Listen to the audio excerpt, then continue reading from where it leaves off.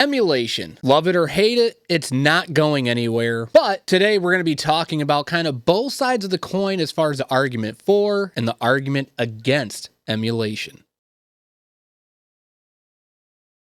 If you're emulating, you're not getting the full experience. You're not playing on the original hardware. Now, I can definitely get behind this argument because I personally do like playing on the original hardware for each console, especially the controllers. It gives you that different feel and appreciation for what each system brought to the table. Like the N64, just using this as an example, I would not get the same experience playing anything else on that console with playing with just a normal Xbox controller like I do when I'm playing emulated games. I would personally rather play Mario Kart 64 or Mario or any other N64 games with this controller versus using a third-party Xbox or something else on my computer through emulation. And I know some people would argue and say, but that controller sucks! I get it. It did not age well, but for the time, it can take you back to a place where we were trying to get more innovative with our controllers and try to find different ways on how to get a certain experience through different games with a new style of controller.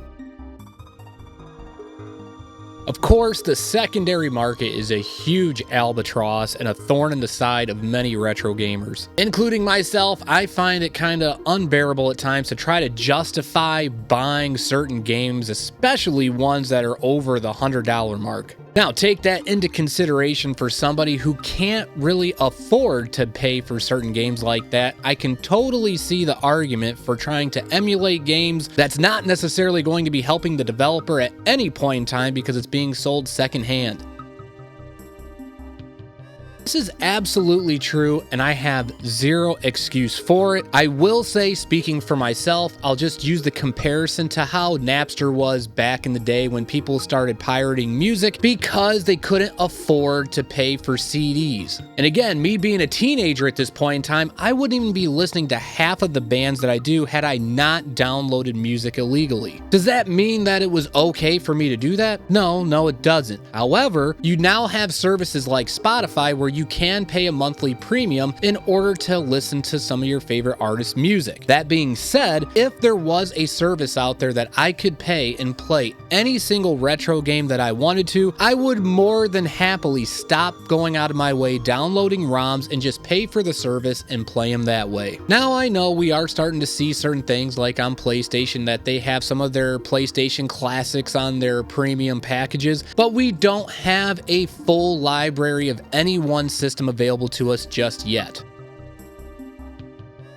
Now, I have heard people use this as an excuse as to why they emulate games. Personally, though, I think that more often than not, you're going to find people are just emulating games, and chances are they have zero interest in actually buying some of the games that they are trying to quote-unquote try before they buy. Now, I do know that I am wrong in some instances. I'm sure that there's plenty of people out there that actually do try to test run certain games on emulation before going out and paying a huge steep price tag that the secondary market has on whatever game that they're trying to play. Now, I can just venture out and say in most instances, this is not going to be the case.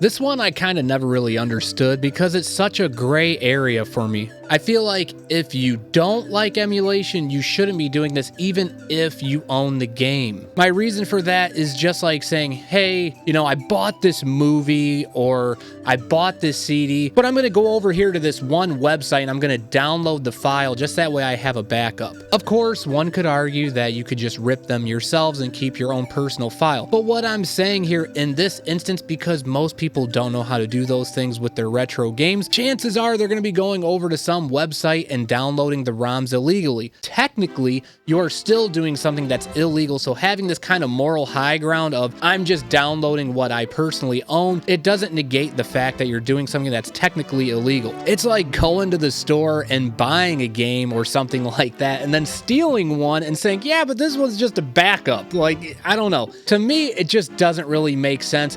If you want to do it, cool, but don't try to kind of like blur the lines to make it seem like you're doing something that you're really not. Or in this case, not doing something that you really are.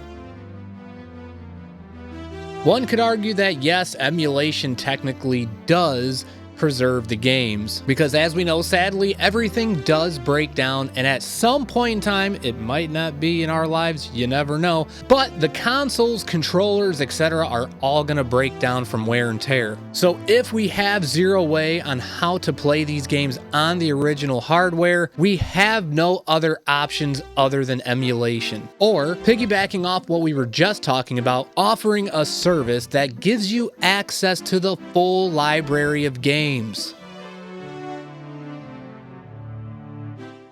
Now, this one I can definitely agree with, and I am personally guilty of having a very low attention span when it comes to playing certain games. The reason is because I feel like there's so many games out there. I kind of get that, oh, well, I gotta play this one. Wait, I gotta play this one, or wait, I gotta try this one out. I gotta get the files going on this one, and then I never really get the full experience of trying to actually sit down and playing a game start to finish and then going on to the next one. And again, for the sake of argument, one could say, well, dude, that's a personal problem. You need to figure that out. But I know I'm not the only one that does those things and feel like you're partway through a game, and then through discussion with other gamers, you hear about something else, and then you go, oh man, well, I know I probably got about maybe 6+ more hours into this game. Maybe I'll just step over here and start this game so that way I can kind of see what they're talking about. We all know the intrigues there, and we just want to make sure that, you know, subliminally we're not missing out on anything. And it's so easy to do because we have the access to the library at our fingertips at any given point in time. It's not like we have that perception of we paid for this game, we're gonna sit down and we're gonna have to play it all the way through. It's much easier just go, you know what? I'm just gonna load up this other file and see what that's all about. I can totally say that I'm guilty of doing this myself. I'm not saying that that makes up for what I do. All I'm saying is that part of my brain that goes, you know what? We weren't really fortunate growing up, and we didn't have all these things, and we missed out on so many games, and we still don't have technically the monetary resources to acquire all these games. We're just gonna go ahead and get them and play them on our time as soon as we're able to. Let me know what you guys thought about today's discussion video, as far as, do you sit on the side of pro emulation or no emulation? I mean, again, myself, it doesn't really matter to me what any one person does. I know everybody just has their own personal preferences, but let me know what you guys thought about all this below, and then I will see you guys in the next video. Super Retro Force.